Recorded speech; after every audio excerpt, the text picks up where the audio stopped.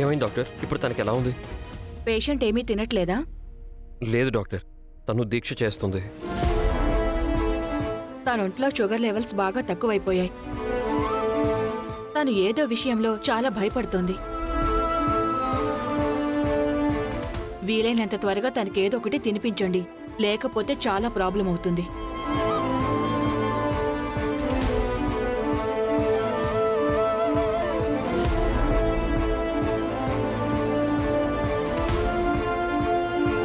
నేనప్పటికే రాత్రి వద్దు వద్దు అని మొత్తుకుంటూనే ఉన్నాను.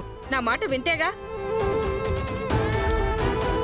ప్రాణాలకు తెగిస్తా అంటూ ఇదిగో ప్రాణాల మీదకు తెచ్చుకుంది. ఇప్పుడు ఆ కళ్ళు మూసుందో కన్ను మూస్తుందో తెలియని పరిస్థితిలో ఉంది. అపశకురపు మాటలు మాట్లాడుకు అక్కుపక్షి. తనకి ఆ అమ్మవారు తోడున్నారు. నువ్వు శాపాలు పెడితే ఏం ఫలించవు. అసలు ఏం జరిగిందో ఏంటో తెలుసుకోకుండా నీ ఇష్టం వచ్చినట్టు మాట్లాడుతున్నావు. వదిన బాగున్నా బాగలేకపోయినా అమ్మ తట్టుకోలేకపోతుంది. రౌడీ వెధవలా తిరిగే నన్ను మనిషిలా మార్చింది వదిన. అమ్మ మనసుని ఎప్పుడు మారుస్తుందో. అది ఎలకతోల్లాంటిదిరా. ఎంత ఉతికినా నలుపు నలుపే గాని తెలుపు మాత్రం కాదు.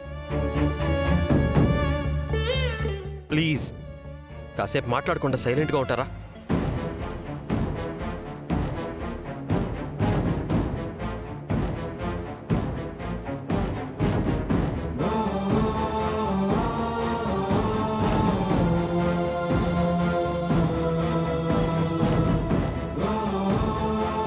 రామా, రామా,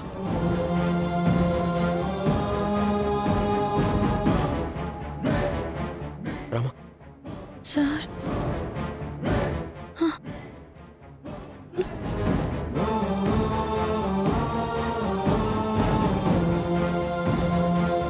రామా. కళ్ళు తెరిచిందా? ఫోన్లే, ఇంకా ఊపిరితోనే ఉంది. అదైనా సంతోషం. ముందు నువ్వు ఇక్కడి నుంచి వెళ్ళిపో. వెళ్ళిపోతాను. ఎక్కడే ఉండి దీని కష్టాలు చూడాల్సిన కర్మ నాకేంటి?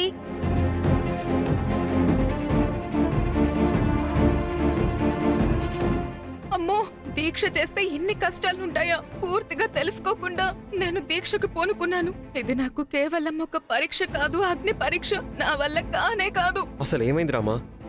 ఎందుకు పడిపోయావు? రాత్రి గుడికెళ్ళిన తర్వాత ఒక్కసారి దీపాలన్నీ ఆరిపోయాయి. ఎదురు గాలులు వచ్చాయి. నన్ను ముందుకు అడుగు వేయనివ్వట్లేదు.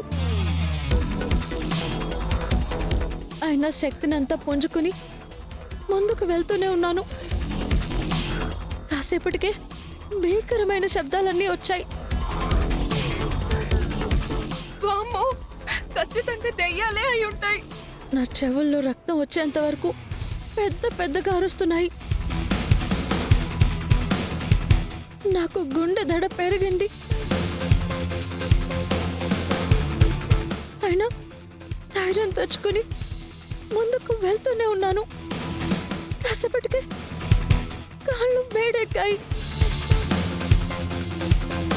పూజారి గారు చెప్పిన మంత్రాలు చదువుతూ అమ్మవారి దగ్గరికి వెళ్ళి బలంగా మనసులో ఉన్నది కోరుకుని నైవేద్యాన్ని సమర్పించాను. ఆ తర్వాత వెనక్కి తిరిగి చూడకూడదని వస్తున్నాక ఇంకా ఇంకా పెద్ద అరుపులు. బయట నుంచి వచ్చే గాలులు నన్ను వెనక్కి తోస్తున్నాయి. కానీ నేను వెనకడుగు వేయకూడదు, వెనక్కి తిరిగి చూడకూడదు. అమ్మవారు ఆ నైవేద్యాన్ని ఆరగిస్తున్న శబ్దాలు నా చెవిన పడుతున్నాయి. ఏదో తెలియని భయం నన్ను వెంటాడింది. నా శక్తినంతా కోల్పోయాను.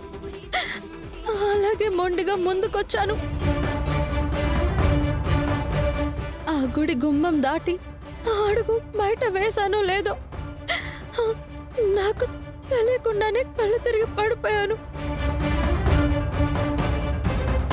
రామా, నిన్ను ఇలా చూస్తుంటే నేను తట్టుకోలేకపోతున్నాను. అమ్మా రామా, నువ్వు చేస్తున్న దీక్షను భగ్నం చేయడం నా ఉద్దేశం కాదమ్మా. కానీ నిన్నిలా చూస్తుంటే నా గుండె తరుక్కుపోతుందమ్మా. నిధి తీసుకురావడానికి వేరే ప్రయత్నం ఏమైనా చేయకూడదా? గొప్ప విజయాలెప్పుడు చిన్న ప్రయత్నాలతో రావు మావయ్య. ఆ నిధిని వాసుదేవ్ నుంచి కాపాడటానికి నేను ఒక్క అడుగు వేస్తే ఆయన 10 అడుగులు వేస్తున్నాడు. అందుకే నా ఆఖరి ప్రయత్నంగా నేను ఈ నిర్ణయం తీసుకున్నాను. మంచి కోసం ప్రయత్నించే నాకు ఏ హాని జరగదు. మీరందరూ ధైర్యంగా ఉండండి. వామ్మో, తలుచుకుంటేనే గుండె ఆగిపోతుంది. నేను ఆపేస్తాను ఈ దీక్ష, నేను వెంటనే ఆపేస్తాను. నా వల్ల కాదు, వెంటనే ఆ వాసుదేవ్తో చెప్పేస్తాను.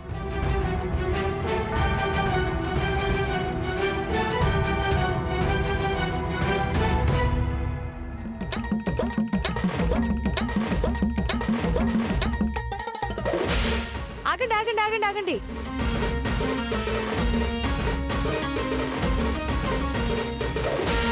మీ అందరి కోసం వేడివేడిగా ఉప్మా చేశాను. చిన్నత్తయ్య, ఇది కూడా వేడిగానే ఉందే. నేను స్పెషల్గా చేశాను. ఉప్పు బదులు కర్పూరం వేయలేదు కదా? కారం బదులు కలరా ఉండలేవని వేయలేదు కదా. ఉప్పు, కారం, పోపు, కరివేపాకు అన్నీ వేశాను. అవును, ఇందులో స్పెషల్ ఉంది. నా కూతురు చేసింది కదా, అదే స్పెషల్. కొంపతీసి ఉప్మా నీ మొహంలో ఉందా ఏంటి? ముందు తిని చూసి ఆ తర్వాత చెప్పండి. ఉం?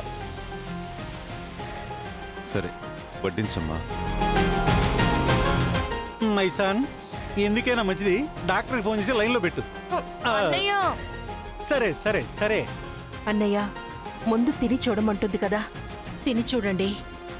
అలాగే తింటాను చెల్లెమ్మా, నువ్వు చెప్పావుగా. ఆ తర్వాత ఉంటారో లేదో అని డౌటా? మరే. ఆ. ఆ, ఒక్క నిమిషం అన్నయ్య, ఒక్క నిమిషం బావగారు. అదే, నేను కూడా అదే చెప్తున్నాను. నేను ఆగమంది తినద్దు అని చెప్పడానికి కాదు, ఇప్పుడు తినద్దు అని చెప్పడానికి. అందరికీ వడ్డించాక అందరూ కలిసి మొదలు పెట్టండి. ఉం? తినే ముందు దేవుణ్ణి ఏమైనా తలుచుకోమంటావా? తిన్నాక జీవితాంతకాలం పార్వతిని తలుచుకుంటావమ్మాయి. అంత బాగా వండింది.